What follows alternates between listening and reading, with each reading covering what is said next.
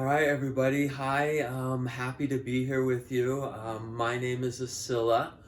That is my preferred name. My pronouns are she and her. I was born William, and recently started going by my preferred name of Ascilla. About 14 months ago, I came out openly as a non-apologetic transgender female, and I'm doing this series of videos just kind of documenting my transition, and not doing this for myself, but really, really, truly doing this for other people, because I know that a lot of us are similar and we feel alone in the expression of our true self. And I tend to share myself very openly, honestly, and transparently. I feel the world would be a better place if we all did that, because when we speak and show others our vulnerability and our truest selves, we often we will find commonalities with one another,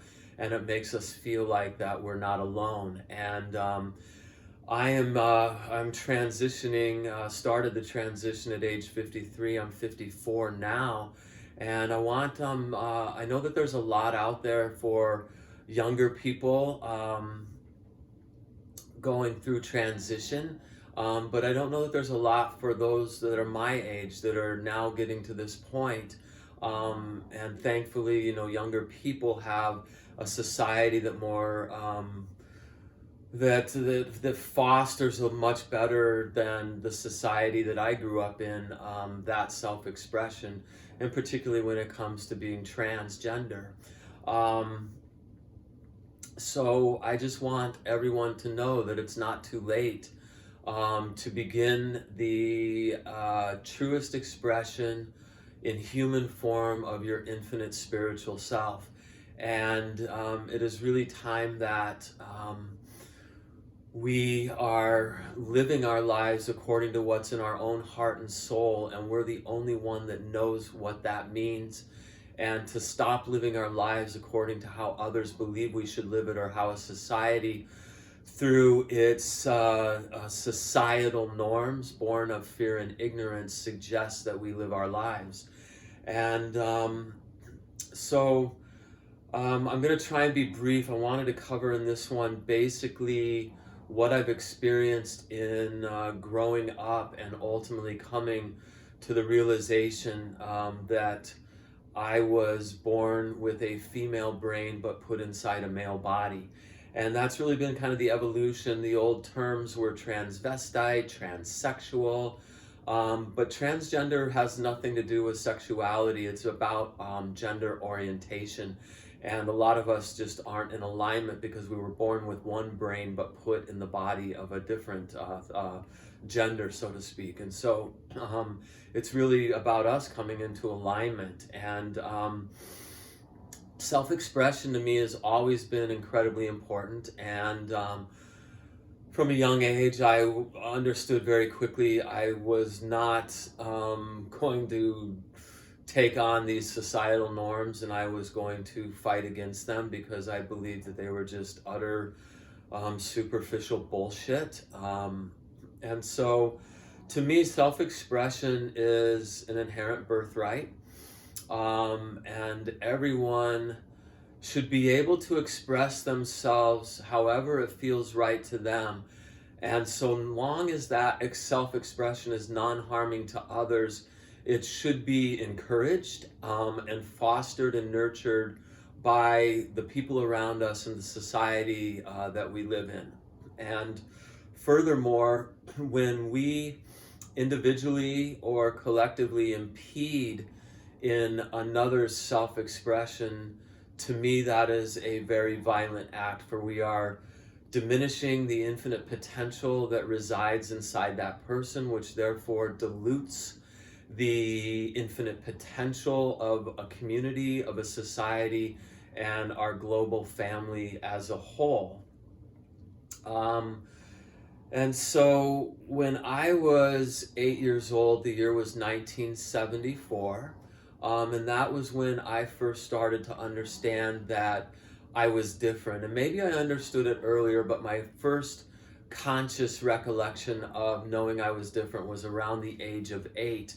In 1974, there was absolutely no one to talk to.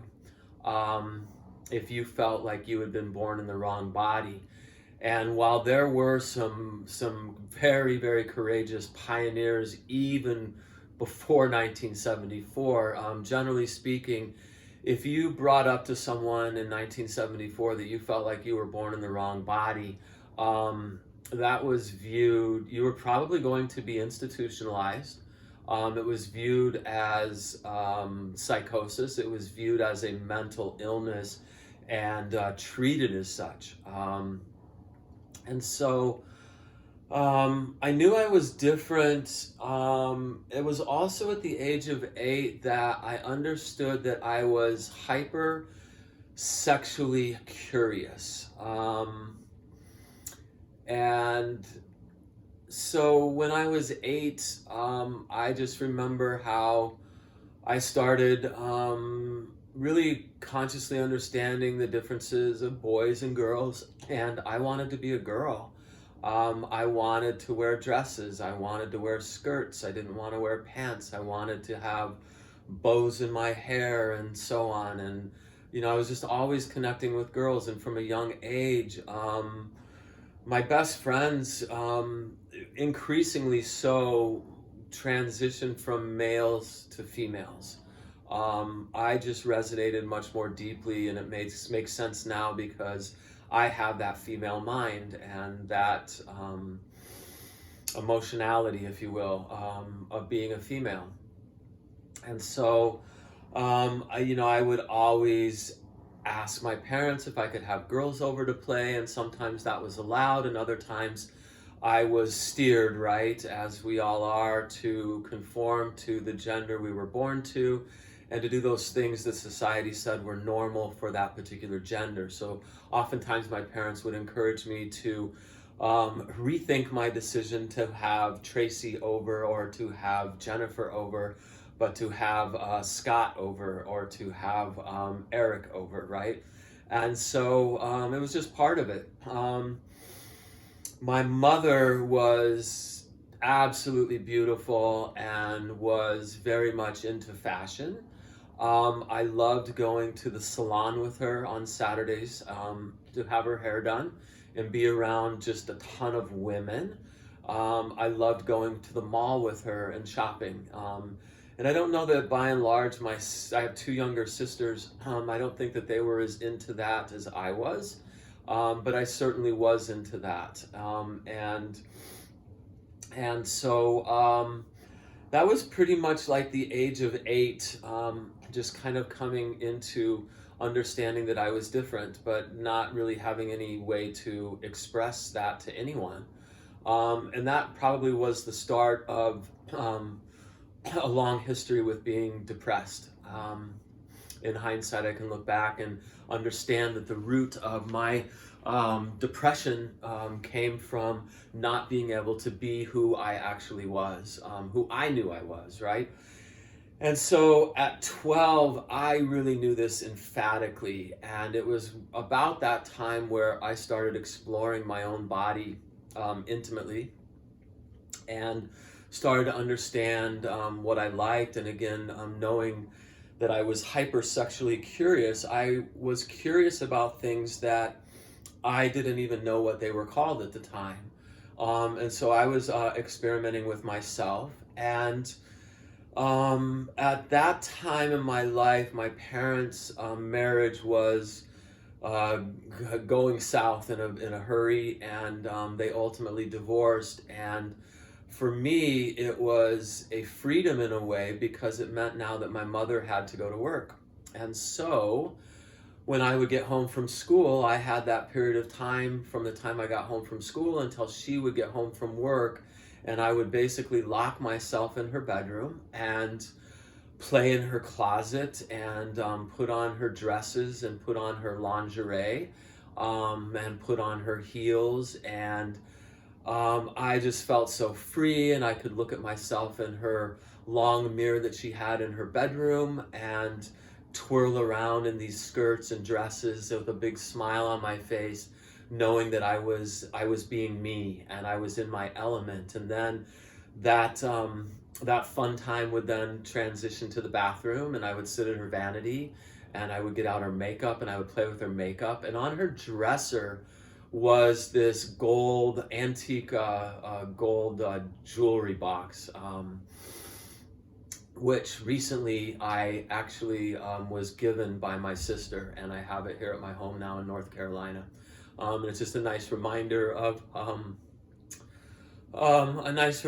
those times, being able to be free at a time when I couldn't openly express who I was. And so, yeah, I mean, it was just, that was wonderful for me. And but I was depressed that I couldn't be an open, right, out in public who I was. And so the depression was getting more and more so severe.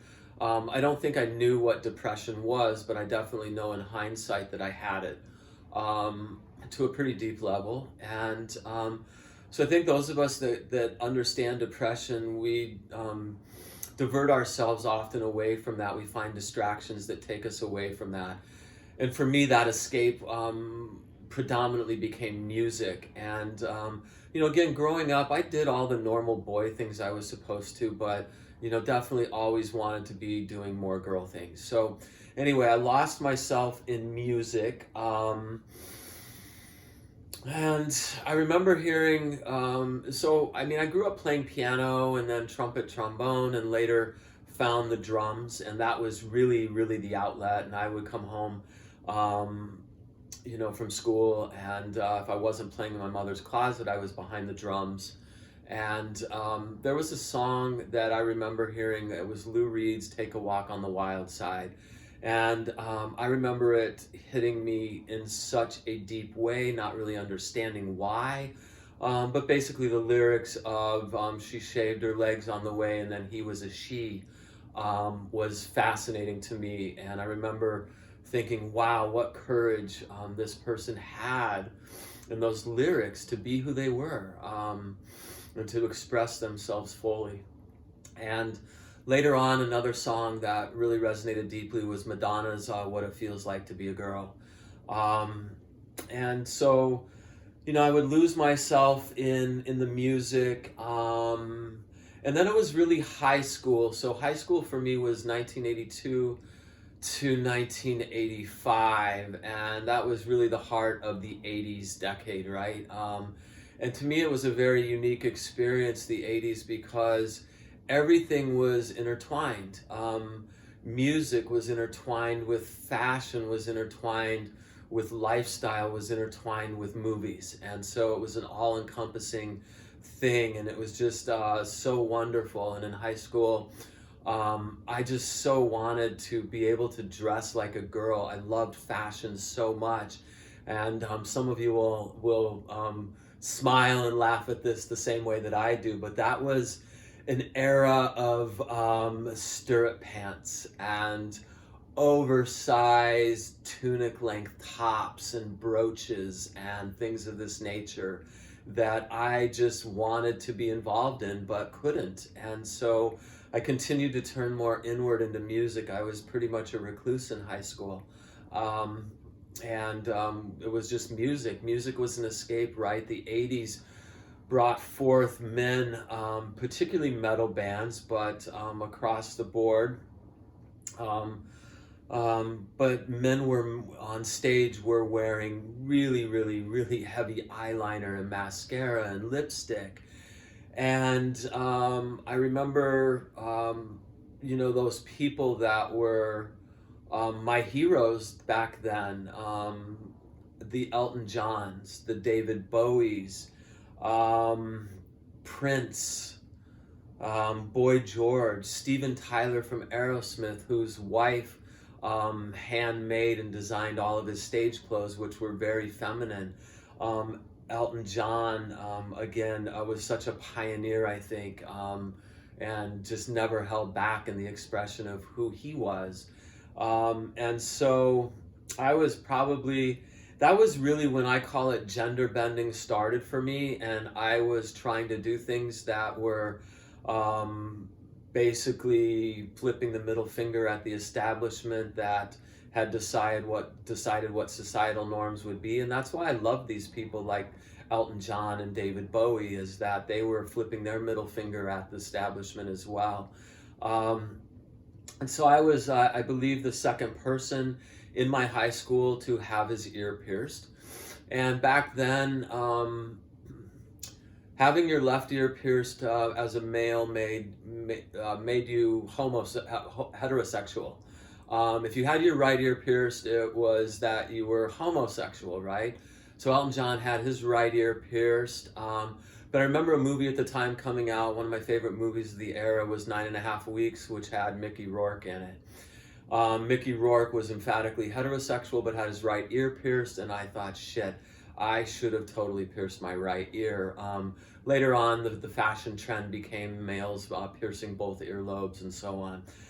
And so that was kind of high school. I was coming into being in a band and being more secure with my femininity. I was effeminate, and also through my solo sexual curiosities led me to understand some things about what I liked and what I didn't like.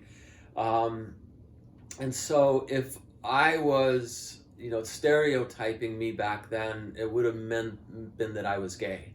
That was the stereotype back then for the type of person I was and how I was expressing myself. And so that kind of sums up high school, except one last thing about that is that I was in a band and we were starting to do some photo shoots. And so I could get away in a photo shoot with dressing more feminine. And so I remember distinctively borrowing my sister Natalie's lavender shirt from the Limited, and the inside of the collar and the underside of the cuffs were yellow paisley, and that was huge in fashion back then.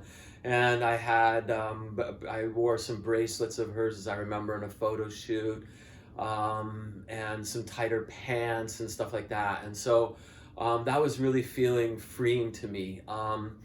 So then some more freedom started in college. And my college career was very sporadic. It wasn't a continuous 4 years or anything like that. But in 1987, I found myself at CSU in Fort Collins, and was in a band up there. The name of that band was called West 22nd. And at the same time, Big Head Todd and the Monsters were there. And so we hung out with those guys and got to know them. But that was freedom. I was now away from home entirely, and that felt really wonderful. So at that time, I had my head shaved, except I had these 8-inch long bangs that were fuchsia covered. I was very much into that new wave sort of fashion. Also remember getting a cartilage piercing in Fort Collins at the mall up there.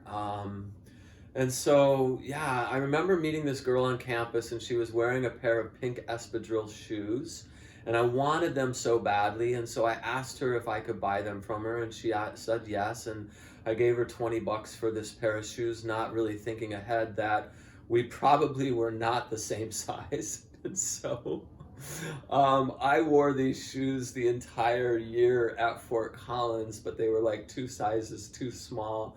And had to eventually just throw them away when the big toes started to wear out the front end of the shoes. But also had found, I don't even know how it came to be, but some tight black pants that would now be considered black leggings. And so that was kind of my jam in college.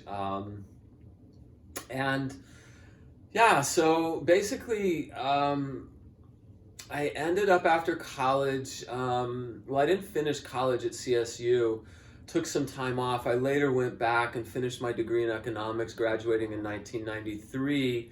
But I got married in 1989, so I was going through all the motions of doing what I was supposed to do according to my society. and I was married, and would be married for 20 years, and have four children. And so at that time, um, I was a mortgage broker, and was blessed to eventually have my own company, which allowed me to set my own hours and primarily office from home. And it was wonderful for me because one of the biggest joys of my life was being a dad. It was something I loved so much. Being around my kids, and I had this wonderful close relationship that a lot of fathers didn't have the opportunity to have with their children. They were in an office 10 hours a day or whatever it was, but I adored my children. I adored being a father. And so through that time, my self-expression was lost. Before I started my own company, I was working for corporations and had to dress in suits and ties and wingtips, and it was so painful and so awful. But when I had my own company, the dress code was a little bit more relaxed, but it was still definitely emphatically male and didn't feel right in any sort of way. So it was during that time really that my depression hit a low or a high. I don't know which way to put that, but it was really bad. And it was affecting my marriage. And so I went on Wellbutrin at that time, and I was on Wellbutrin for 13 years. And I've been absolutely drug-free, no pharmaceuticals, for about the last 10 years, when I decided to solve my depression issues using my brain, as I got onto my spiritual path. But anyway, at that time,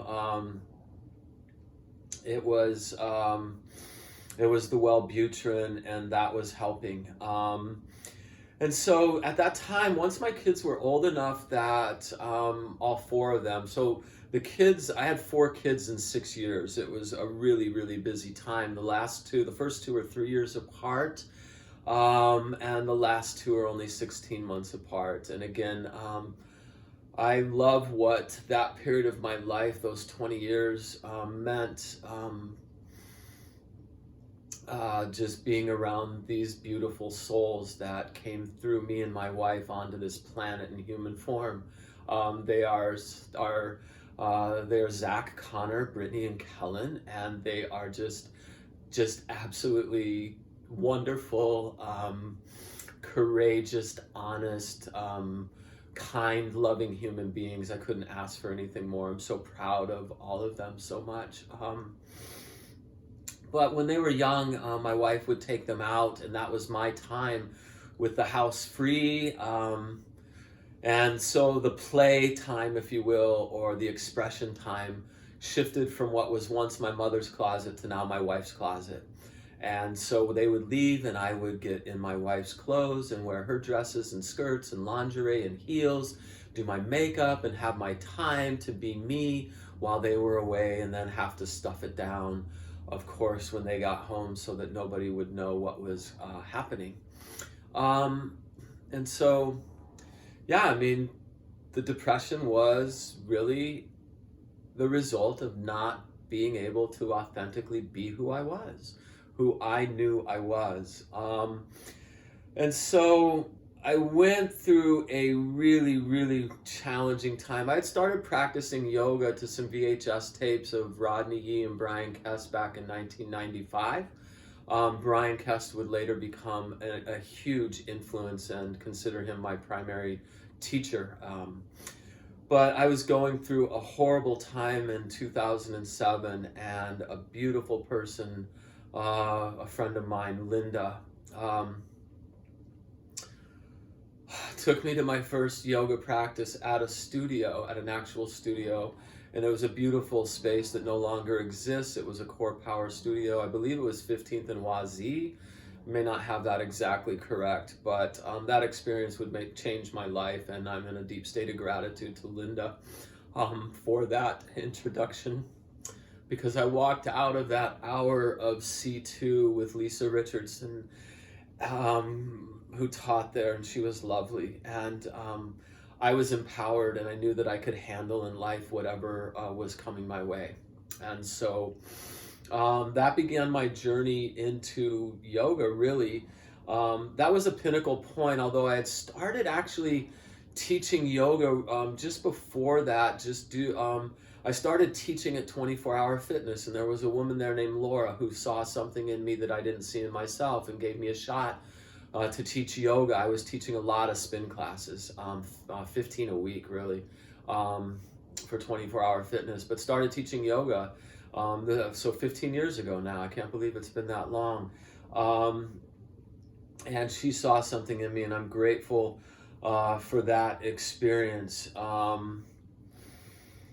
And so basically kind of what happened out of that is that people were approaching me after my separation and divorce, and there was just through conversation, people somewhat flabbergasted to know that I was heterosexual, that so many people around me thought that I was gay. And so I started to think, oh my God, like, what am I missing that other people are picking up on? And maybe that's it. Maybe it's that I'm gay. And I was always drawn to the LGBTQ community. My wife's uncle was gay. And I remember going to his home in Cap Hill at Christmas time and just feeling totally at home around all these gay men. And I think in hindsight, it was that the LGBTQ community was sure of who they were. You had to be, right? And you had to, you still do, in order to express yourself as LGBTQ, you have to be sure of who you are, and you have to be vulnerable, and you have to discard societal norms entirely in order to be who you are. And so anyway, I thought that was it, and so I had a meeting with my ex-wife and my kids, and we got together. I had talked to her ahead of time, of course, but we raised our kids in a very an environment that was full of humor, loads of levity, honesty, openness, transparency, and all that good stuff. So we sat down with the kids and said, hey, I think this is what your father's going through. I think he might be gay. And the kids were very supportive to the degree that they could, understanding at the ages that they were and so on.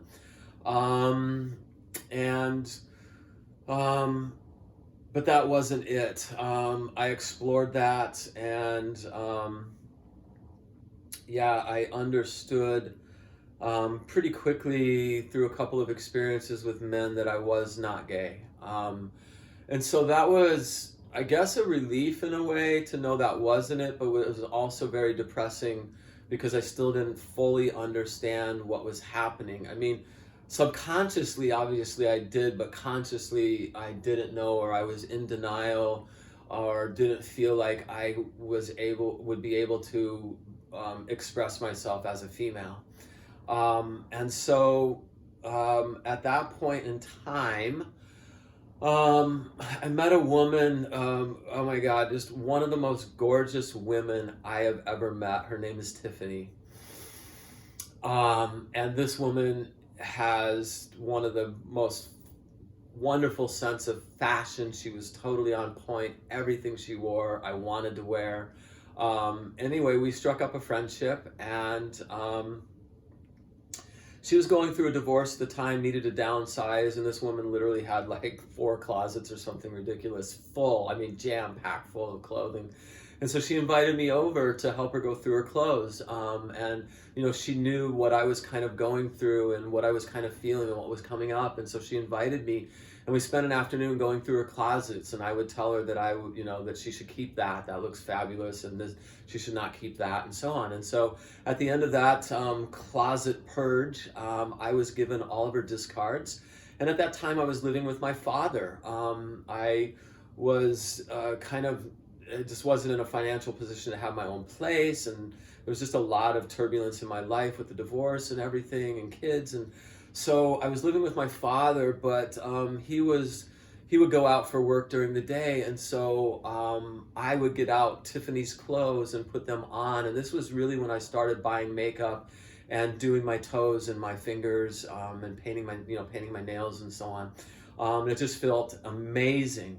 And so I don't remember exactly the order, so I may have this mixed up a little bit, but anyway, it'll still make sense.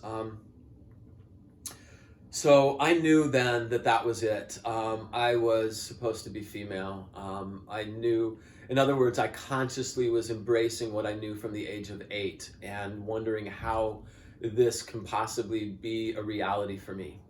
And so once again, sat down with my kids, and said, I think this is what I'm going through. And 2 of them were supportive, 2 of them were not okay with it at all. And that was, how to explain it? I was glad that my kids felt like they could be honest with me and not tell me what I wanted to hear. And so those 2 kids that were not okay with it, I applauded their courage to at least be honest with me, but they really just didn't want to have anything to do with it. And so I remember driving home from my son's house where we had that meeting in Edgewater, back to my father's house in Golden, crying, just uncontrollably crying, because I wasn't at a point where I felt I could risk losing a relationship with my children over my self-expression and being who I needed to be. And so the next day I took all the clothes and put them in a trash bag and took them to ARC, and I threw out all the makeup and all the polish and stuffed it all down once again. Super, super fucking painful. And basically just said, that's it, it's too late for me. I have a responsibility to somehow live my life according to how my kids think I should. This picture of their father, that certainly, I appreciate that. They grew up with a very conservatively dressed father in a corporate world and so on, but it was painful nonetheless. Not their fault, but my fault. I own that, not them.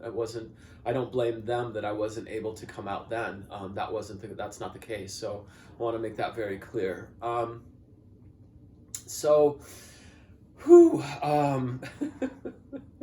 Hormones are no joke, folks.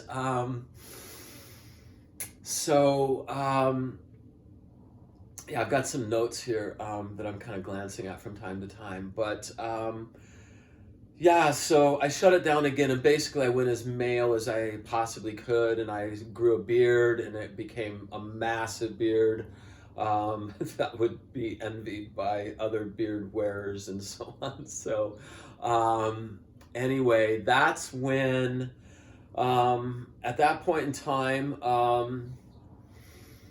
I started getting more involved in teaching yoga and had finally gotten my teacher certification through Core Power, and ended up, I don't even know how it happened, but ultimately ended up with Kindness Yoga. There was a brief stint with Kindness, and it just really didn't work out. I really wasn't ready, I don't think, to do it full time and so on. So I left Kindness pretty quickly, but then came back, and that was it. That was 2016, and a woman named Ellen saw something again in me that I didn't see in myself and gave me a shot. And that evolved into teaching for Kindness Yoga, at least 20 classes every week for a 4.5-year period of time.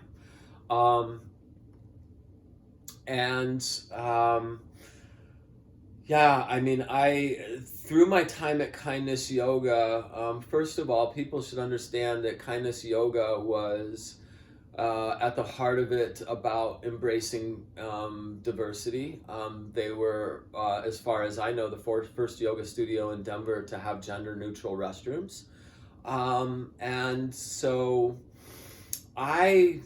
yoga people are the most accepting people on the planet, generally speaking. And so I started to feel more at home with beginning to express myself in a more feminine way. And I didn't have to cater to a job and so on. And, part of my self expression out of my divorce, just going back, was I had a lot of piercings and tattoos that the piercings, a lot of them were lost over the years because I couldn't have them because of jobs I had and they didn't allow them and so on. But at this point in time, 2016, I was now a full-time yoga instructor, and so I didn't have those limitations on what I could wear and how I could express myself.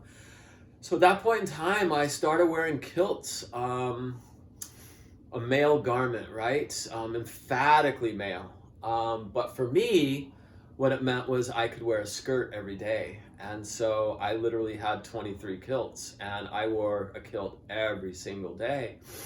And that was really the start of it coming up emphatically so, and the start of never turning back at that point. And so after the kilts, I needed to be more feminine, and so I started buying only women's clothes, and predominantly that meant buying leggings, women's shirts, and so on, and that would evolve into later sports bras and so on. But yeah, so I started to wear what girls were wearing at yoga, and started wearing makeup and started doing my nails again. And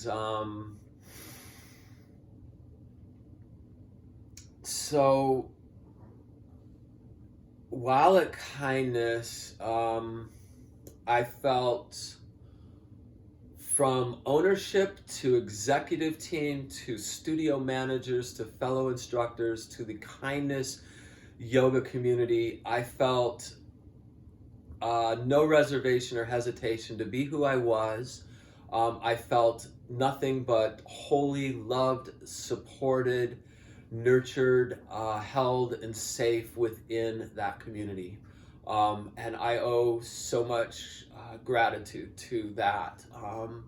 That was a huge thing. Now, one thing that I forgot to mention, and it's important, is that when I started teaching for Kindness, I knew that this was coming up for me in a big way. And a beautiful friend of mine, Julie, told me about a book called Redefining Realism that was written by a transgender woman named Janet Mock. And Janet Mock would come to wide awareness, after being on Oprah. Later, Janet would go on to write the series Pose, as well as Hollywood, and I'm sure there's other things that I'm not aware of that Janet's done, but reading her book and her account of her life and her transition was a huge inspiration to me. And so, yeah, then I had lost my father in August of 2019. It was a huge loss. He had become, over the years, my best friend, and I lived with him for a number of years and cared for him and so on. And losing him was a deep loss, creating a huge void. And I started to drown that pain in alcohol quite a bit. And that was a problem because it wasn't who I was, and it was certainly out of alignment with what I was doing, teaching yoga full time. But it was also a pain of not being able to yet find the courage to express myself as a woman. And so it happened. December 10th, 2019, the aha moment, 4:30 in the morning. I woke up, took all the booze and tossed it in the dumpster and left alcohol behind. That was over for me, and it was time for clarity. Because I was starting to feel like I wanted to become openly transgender, and I knew that I needed a clarity to do that, and that wasn't going to be possible with alcohol in my life any longer. And so that went away, and I'm still to this day have not touched alcohol. And so Shortly after that, there was an offering from a transgender male kindness yoga instructor, a workshop class, if you will, called Queer Yoga. And certainly was open to everyone, but was primarily intended to bring together people of the LGBTQ community in a practice together. And I remember showing up for that practice after teaching 4 classes that Saturday myself, going to the Cap Hill Kindness location and feeling like I had found my people. It was a room of, I don't know, 50 people, all LGBTQ, and I felt at home with these people. I was dressed, I had on sheer leopard print black leggings with a matching crop length long sleeve top. I remember it. I got it from Victoria's Secret. And I felt absolutely fabulous, and Drusilla was there, and she was fabulous, and amongst other people that I met that day and got to know more that evening. And it was a wonderful experience, and that was basically the way I picture it. It was the last stepping stone to the cliff where I would overlook and make a decision that I would jump off that cliff and be given the wings to fly. The faith that I would be okay and I would fly. And that's what this is about. A Scylla flows, flowers, and flies.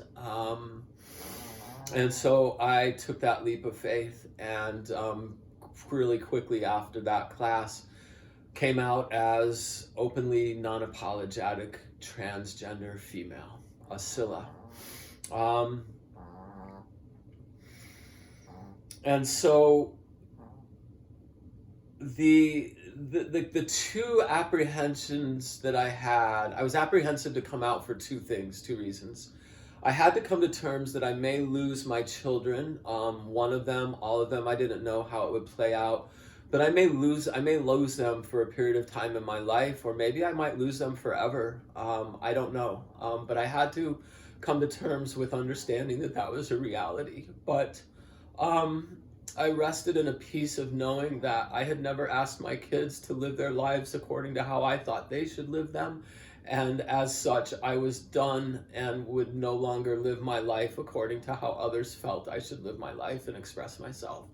That was the first thing I had to come to terms with. The other thing I had to come to terms with is I'm a transgender female who's attracted to women.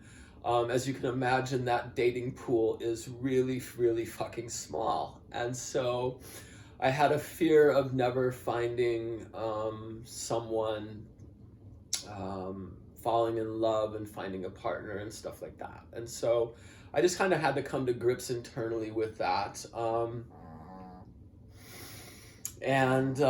So yeah, I did. And I came out, and it's just been absolutely wonderful. I guess the best way I could describe it, after having to hide who I was for 45 years,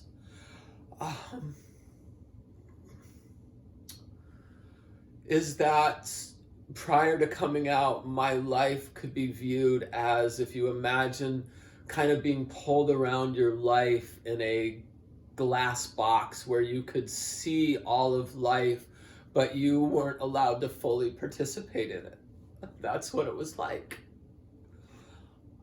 So the last 14 months, I can say that I know what it now feels like to be wholly alive. And I want so much for everyone to know what it's like to be wholly alive and to be able to express themselves and live their lives according to the guidance of their own heart and soul, and again, not according to how others in a society dictates we should live our lives.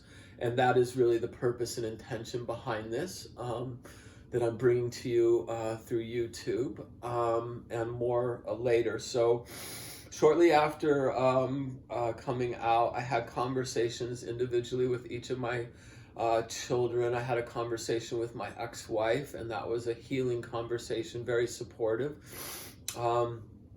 came out to my kids, each one of them individually, and to varying degrees. They were okay and not okay with it.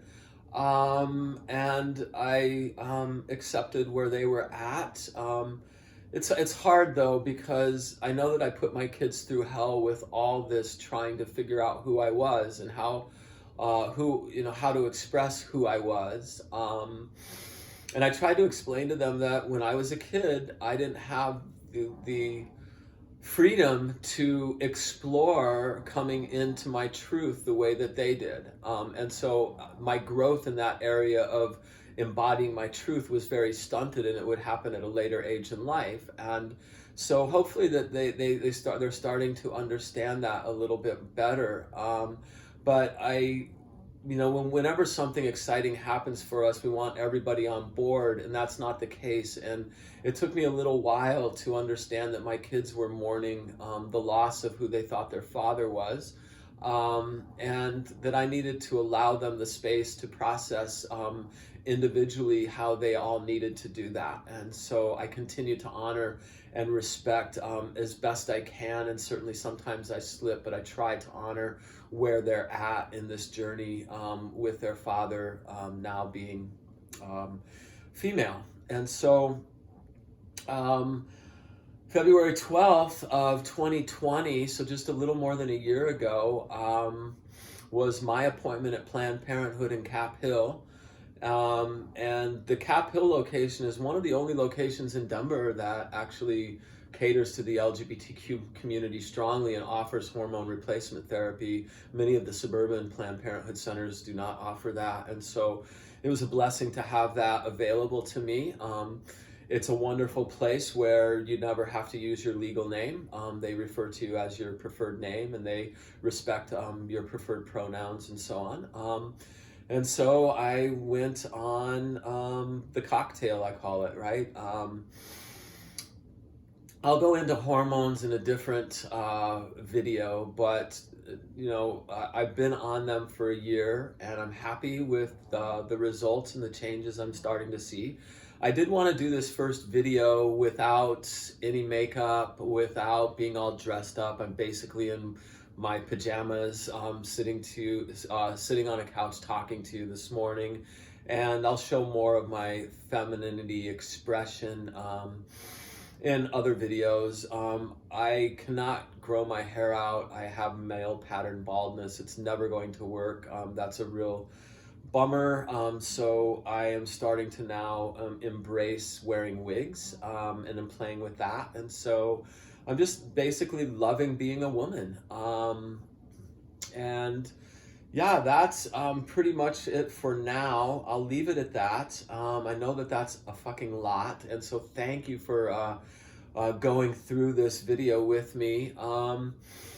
I also want to say that the brand of my yoga, I needed a name for it. Branding it's such a harsh corporate sort of thing, but for lack of a better term, branding, I call my passion for sharing yoga with others asilo yoga. Asilo is the Spanish word for sanctuary or a place of refuge. And when I transitioned, I didn't want my personal name to be exactly that of my yoga name. And so I adopted what would be the feminine form of asilo, which would be asila, even though there's not really a dedicated feminine form to that word in Spanish. But that made sense to me, and it felt really, really right. And that's what I want to be. So on our yoga mat, asilo yoga literally means a sanctuary for meditation. And in my personal life, asila means sanctuary, and that's what I want to be for other people.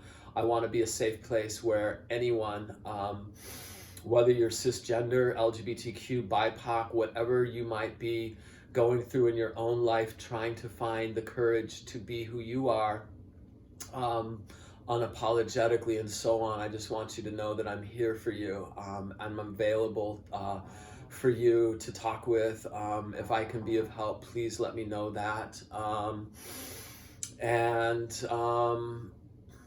Yeah, I mean, if you need to reach out to me, I guess the best way to do that, just the easiest thing, would be to shoot me an email at asiloyoga.com. That's ASILOYOGA.com. yoga.com. And so, hey, y'all, that is it for this one. Thank you so much. There are so many people, family, chosen family, friends that have been such a wonderful support over the last 14 months since coming out. I love you so much for that. Thank you for being there. And until I see you again, be well, be yourself, and encourage others to do the same. And I look forward to speaking with you again soon. And thanks so much. Namaste, everybody.